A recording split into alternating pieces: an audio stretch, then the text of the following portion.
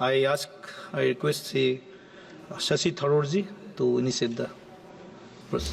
Thank you very much, Mr. Chairman. I rise today in opposition to the Disaster Management Amendment Bill 2024 moved by the Honourable Minister because it is a disaster. So I'd like to elucidate our perspective on the legislation we had great expectations of, but which appears to have been taken out of the oven half-baked and rushed into this hallowed chamber, clamouring to be passed. That this bill is even being debated in Parliament is miraculous because, as several of my colleagues in the opposition pointed out in the first week of August, 1st of August 24, when the Honourable Minister of State introduced this bill, this legislation was brought under entry 23 of the concurrent list of the Constitution. Now, Mr. Speaker, you don't have to be a constitutional expert to realise that social security and social insurance, employment and unemployment, which is the subject of entry 23, does not even remotely cover disaster management. It's another matter that had the government actually tried legislating on the issue of unemployment, unemployment in India might not be in such disastrous shape. But chalo, par chalenge koi nahi, we will carry on, sir. But anyway, here we are with a speaker, with a bill hurried into Parliament on a constitutionally untenable, federally unviable ground, and with a host of other drawbacks that diminish even the little imagination and innovation that the centre has sought to display. Now, before the Treasury benches accuse the opposition of opposing just for the sake of it, let me reassure them that I find myself in agreement with the rationale for this bill that the Minister has just explained. So, in my first parliamentary term, I was the convener of the Parliamentary Forum on Disaster Management, which has since been abolished by the NDA government. Yes, the Disaster Management Act of 2005 was in need of rigorous reform. And yes, there is a pressing need to streamline our sprawling and scattered disaster management framework, which, despite the best of intentions, ends up causing inordinate delays in the worst moments, failing to rescue our fellow Indians caught up in disasters. Now, we see, and he's right to say, human lives, infrastructure, Mother Nature, all of these things are affected by disasters. But we need, sir, we as MPs from Kerala understand this very well. Yet far from strengthening and making effective our crisis management mechanisms, and far from bringing, as the Minister has just promised, more clarity and convergence to our prevailing disaster management instruments and institutions, it actually exacerbates the problem, saddling us with an ill-thought-out, overlapping and convoluted distribution of powers amongst the authorities and committees it envisages or retains from the current Act. The net result is a greater centralisation of the Disaster Management Act 2005 and a top-down approach that will create a chain of command so complicated and heavy that it may collapse under its own weight before even mitigating, much less preventing, any horrific disaster like the landslides in Wayanad, which were the most devastating landslides in Kerala's history. On the 3rd of August, Mr. Chairman, the day after my honourable colleague from Wayanad, I made an emotionally searing visit to Wayanad and assisted in the distribution of relief supplies gathered by the MP office in my constituency of Thiruvananthapuram. Picking my way through the rubble to view the destruction of Mundakai, Churalmala and Puncherimattam, I beheld massive JCBs rumbling, where till 5 days previously, lavishly green, hilly villages had sprawled beneath great blue skies. At a hospital suffused with the anguish of countless Indians, whose homes and dreams were pulverized by bombardment of rocks and boulders in the early hours of 30th July, I met a young survivor who had endured inconceivable horrors. Just 8 years old, sir. She had lost her father, mother, brother, sister, grandfather and grandmother, and sustained numerous injuries from broken bones to a heavily bruised face. As I saw her propped up in bed, immersed in a colouring book, a desolation gripped me, sir. We should have been able to predict better what was to come, prepare for it, and even to prevent it. But we failed at all of these. The wails of Wayanad and the scenes of devastation and despair that greeted me there and my colleagues who have been there and in the relief camps will forever haunt me. All of us together owed it to the more than 480 people who perished in Wayanad and an equally staggering number who were grievously injured to ensure that no Indian citizen in any part of our country ever again has to endure such a gruesome fate. But this bill, I'm afraid, does not guarantee that. Right off the bat, this bill promises, as I mentioned, greater clarity and convergence in the roles of authorities and committees working in the field of disaster management. But in reality, it confuses and complicates and typically just concentrates power in the hands of the central government. This is evident when the bill accords statutory status to the National Crisis Management Committee and the High-Level Committee, both of which predate this bill, but without explaining why. Pursuant to Clause 6, the Cabinet Secretary will chair the National Crisis Management Committee, with the central government deciding everything: who will be part of it, who will be invited to participate in its meetings, what powers it will exercise, the functions it will perform, and even what procedures it will follow in exercise of the power and discharge of its functions. In other words, though on paper it will be the nodal body to deal with major disasters, in reality it will be a creature of the central government, a timid creature. Nowhere does the government stipulate that such a crucial body should necessarily have ecologists, environmentalists, experts of various kinds who can help us predict, prevent, prepare for and mitigate natural disasters. This disdain for expertise, Mr. Speaker, is a recurring theme of this bill. Now, given that we already have a National Executive Committee, which is empowered to act as the coordinating body, a National Disaster Response Force for targeted responses, and the overarching National Disaster Management Authority, what is the utility of this committee? Will it not just serve to convolute the chain of command, to delay response time in situations where tardiness can result in the loss of tens of thousands of lives? Further complicating the chain of command and vesting yet more powers in the central government is this: pursuant to Section 8B of this revised Act, the Centre is to constitute a high-level committee with a union minister as chairperson for approving financial assistance under Sections 46 and 47, the National Disaster Response Fund and the Mitigation Fund. Now, ultimately, both these funds shall be applied in coordinates with the guidelines laid down by the central government in consultation with the NDMA. So there's no autonomy to this high-level committee. So once again, the question arises, what exactly shall be the powers of the statutory body? This bill, Mr. Chairman, institutionalizes inadequacies and inefficiencies, especially at the central government level, whereas pre-existing bodies with functions not clearly demarcated, overlapping with those of other institutions, have been given statutory recognition.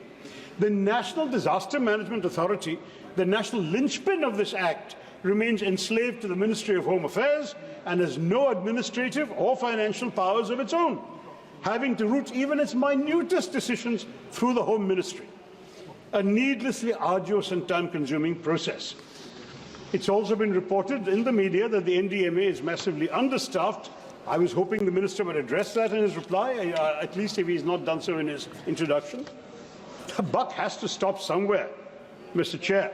And for better coordination of disaster management and mitigation efforts, the NDMA should have been it. They should have been upgraded to a department of the Government of India, even if not to a ministry, but it remains subordinate to the Home Ministry.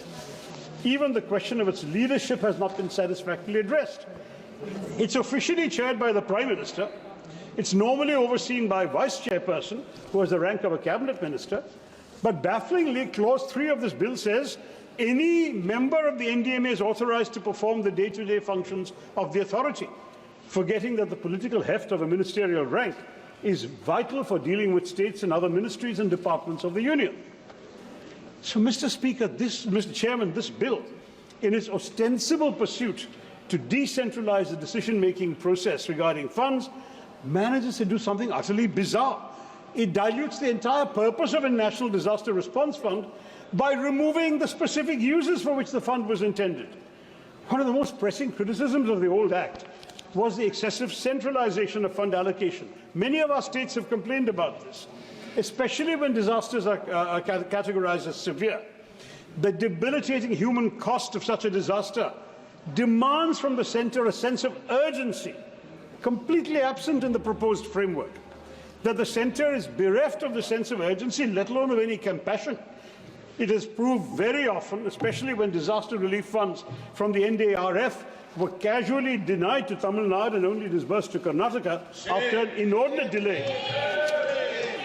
In 2023, when Tamil Nadu and Karnataka found themselves on the brink of catastrophe, they were compelled to move the Supreme Court to access the much-needed NDRF funds. Funds they had a claim to. in Karnataka, and yes, Himachal has been mentioned, others I'm sure will do so. Let me speak of the cases I know. In Karnataka, 196 out of 236 taluks had been officially designated as severely drought affected by the Interministerial Central Team, and the subcommittee of the National Executive Committee recommended financial aid for the state, but despite this, the state, Congress ruled, I admit, had to wait over 6 months to receive the funds, long after the prescribed 1 month period following the IMCT report. This deplorable delay deprived the state of essential resources to protect its citizens and frankly violated their fundamental right to life of the people of Karnataka. Tamil Nadu suffered a similar fate as well, especially in the aftermath of Cyclone Michaung, when there was a complete dearth of necessary funds and the central government was indifferent. Now, while we in Kerala had long been demanding that the Wayanad landslide be declared a national disaster, this request was dismissed in a letter to me by the MOS Home on 10th November, claiming there were sufficient funds in the State Disaster Relief Fund. The justification provided was that existing guidelines on the SDRF and NDRF offer no provisions for such a declaration. The lack of financial aid from the NDRF, under the perversely misguided assumption that the SDRF would suffice, has left us in an unenviable position, sir. With no interim aid forthcoming, Kerala has been left with no option but to insist on the declaration of a landslide as a level 3 disaster, which will at least allow for the mobilization of some resources and support. But many of us had raised this much earlier. No sooner had the landslides ravaged Wayanad, I wrote to the Honourable Home Minister on the 31st of July, requesting him to recognise this monumental cataclysm as a calamity of severe nature in terms of paragraph 8.1 of the MP Lads guidelines. So we could have all helped at that time. We could have recommended works up to a crore, I beg your pardon, from MP Lads funds. But the request was ignored. The Minister of State wrote to me in early November to tell me that the Inter-Ministerial Central Team, IMCT, had visited Wayanad from the 8th to 10th of August, and the central government would take action based on its request. August, sir. They're supposed to take action within 1 month according to the existing act. To this date, no action has been taken, and no additional funds have been arranged for Wayanad, sir. How can we accept this? Now, this bill, Mr. Chairman, is an excellent case of minimum decentralization, maximum declamation, at which, of course, this government excels. Indeed, even one of the bill's better provisions is undermined by the government's refusal to walk the talk. I refer to the creation of separate urban disaster management authorities in state capitals and cities with municipal corporations, except Delhi and Chandigarh. This has been introduced to foster greater coordination than what is possible under the disaster management authorities in our big urban centres.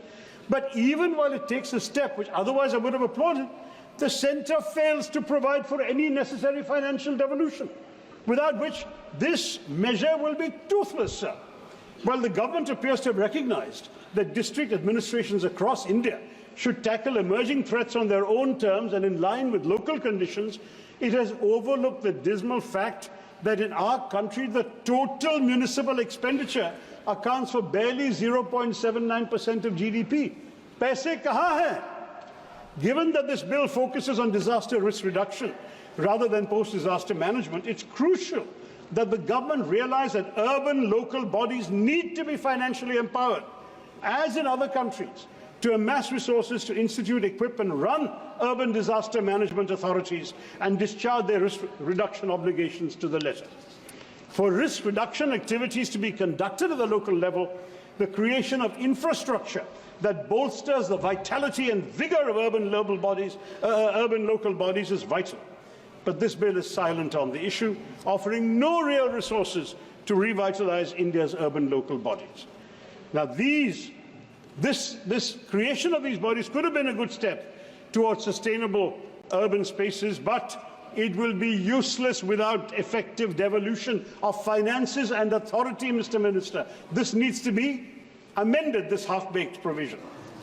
Another damaging aspect of this bill: it seeks to weaken the National Executive Committee and the State Executive Committees, staffed to the level of secretaries to the governments of India and the states, which are supposed to formulate national level and state level disaster management plans. If this bill passes, the NDMA and the SDMAs will instead assume this power. At the same time, these committees will remain the coordinating bodies for relief, rehabilitation and reconstruction during and after natural disasters, saddling them in effect with the responsibility for exercising disaster management plans that they did not formulate. So you've got to execute something that you did not actually come up with. This flies in the complete logic of the original purpose of these committees, which was to foster greater collaboration amongst various ministries, sir, of the union and state governments. Federalism, cooperative federalism. Where is the cooperative federalism here? So the bill's major weakness has throughout been its inability to innovate on institutional mechanisms to deal with disaster risk. Although it achieves coordination for greater risk management, it offers no clarity on how to achieve such coordination in practice amongst a wide range of institutions, split both vertically and horizontally, and including non-government, private and civil society elements. By the way, Mr. Chairman, and the Minister has not noted this, disaster relief, rehabilitation and reconstruction is still not a justiciable right in India. The Indian state has for far too long undertaken relief measures as an obligation, not a duty. It must discharge that duty in fulfillment of its citizens' inviolable rights. This has been an issue for years, but the bill would have been an opportunity to fix it, because we are learning lessons from what hasn't worked in the earlier version. You've instead squandered it, Mr. Minister. You will, of course, carry out relief assistance up to your whims, your political expediencies. You may provide ex gratia compensation. You may provide relief items, compensation for destruction of houses, etc., destruction of boats, fishing equipment, farming equipment, etc. But all of this will vary from place to place, and it must change. Disaster relief must be a fundamental right of all Indian citizens. It's also important, so one important negative factor of this bill that testifies to its lack of imagination, creativity, and reluctance to accept the bleak realities of our environment. On 25th of July, the Honourable Minister of State for Science and Technology and Earth Sciences told this House, sir, that the government has no plans to classify coastal erosion or heat waves as notified disasters under the Disaster Management Act 2005. Now, this, sir, is crazy. We need to expand the list of notified disasters given our own experience since the Act was passed in 2005. To this day, the disasters eligible for assistance under the NDRF remain limited to cyclones, floods, droughts, earthquakes, landslides, and so on. Coastal erosion and heat waves are conspicuously absent. This narrow, outdated definition of disaster stands in contrast to the growing global consensus that recognizes coastal erosion and heat waves as climate-related disasters. The devastating impacts of these calamities on ecosystems, on human health, are no longer matters of debate, sir. My own constituency has lost 65 square kilometers to coastal erosion since I became the MP. I've said in this House and in a letter to the Prime Minister, if we had lost 1 inch to the Chinese, we would have made it a national issue. We have lost 65 kilometers to natural disasters. We don't seem to care. I'm sorry, sir. According to the All India Meteorological Department, 2024 has witnessed already a staggering 536 heatwave days, the highest in nearly 14 years, and between 2013 and 2022, heat waves and sunstrokes claimed more than 10,000 lives. And yet, the government obstinately refuses to acknowledge this disaster looming over us. The Disaster Management Act was passed over 19 years ago. It might not have anticipated that climate change would get so bad and that coastal erosion and heat waves would transmogrify into such a formidable challenge in the future. But why not this bill? If this bill has learned any lessons in the last 19 years, they should show them here. Why could it not devise a mechanism to grapple with this burgeoning crisis? Though the Disaster Management Act's definition of a disaster is actually broad enough to encompass climate-induced events, its statutory list remains static and unimaginative. It obstinately ignores the realities that our citizens are enduring, sir. This is a dangerous oversight, as the impacts of such events, widespread loss of life, destruction of livelihoods, are no less severe than the devastation wrought by floods or earthquakes. In failing to adapt, we risk exposure to avoidable calamities. The government demonstrates its indifference to the plight of those numerous Indians who perished because of heat stroke or lost their homes and livelihoods to coastal erosion. Therefore, the NDMA needs to enhance its capacity to prevent climate change from becoming disasters, such as unprecedented landslides in Wayanad's case, heat waves and storms. Let's not forget, sir, that amongst the primary contributors to the Wayanad calamity were a host of issues, not just excessive rainfall, as the Home Minister mentioned. These were widespread deforestation, with 62% of Wayanad's forests having disappeared since 1950, ceaseless soil erosion, made more relentless by rainwater seeping into loose topsoil, which reduces soil cohesion and contributes to landslides, and soil piping, the formation of underground tunnels because of subsurface soil erosion. I won't go on, sir, but the fact I want to say very simply is that climate change is worsening the situation, especially with more flash floods and landslips being triggered by merciless, ruthless monsoons. With the warming of the Arabian Sea creating deep cloud systems which result in brief spells of ruthlessly intense rainfall, Kerala will be yet more vulnerable to landslides. We must take stock of these facts, uncomfortable though they may be, and seek to confront them head on. Okay, sir. Thank you. Sir, I will wrap up. I just need 2 minutes for one last point, sir. We wanted this bill. We wanted it to be imaginative and innovative, but we have seen none of that. We have not seen financial administrative preparedness. Instead, it is just a testament of the government's insistence to rush it through Parliament. But let me ask the Honourable Minister in all earnestness, what good will bulldozing this bill through Parliament do if it cannot prevent another Wayanad? Where are the provisions for disaster prevention, like landslide mapping, coastal protection measures? It will not do India and Indians any good merely to create a framework that does not actually devolve any powers upon the states, upon local urban bodies, upon self-government units in our country. Thank you, Sasi What is Tharoor needed, ji? sir? 1 minute. Stricter streamlining of a scattered policy framework. There is far too many authorities and bureaucratic muddles. An end to the concentration of powers in the centre's hands. A genuine attempt to learn from our failures at navigating past disasters and keep up with the challenging realities of climate change. A revised bill should allow for expertise, independent of committees, streamline and clarify the role of the Sasi Tharoor ji. And Next speaker, Sri Trivendra Singh Rawat ji. Given, Please conclude. It should also give MPs a right to be heard. 1 second. I'm just finishing. It should make disaster relief a legal right, revive the parliamentary forum on disaster management to give the MPs' views a chance to be heard. And this bill does not have any of these qualities. Therefore, it must be returned to the drawing board, and I urge the Minister to withdraw the bill. Thank you very much, sir, and Jai Hind.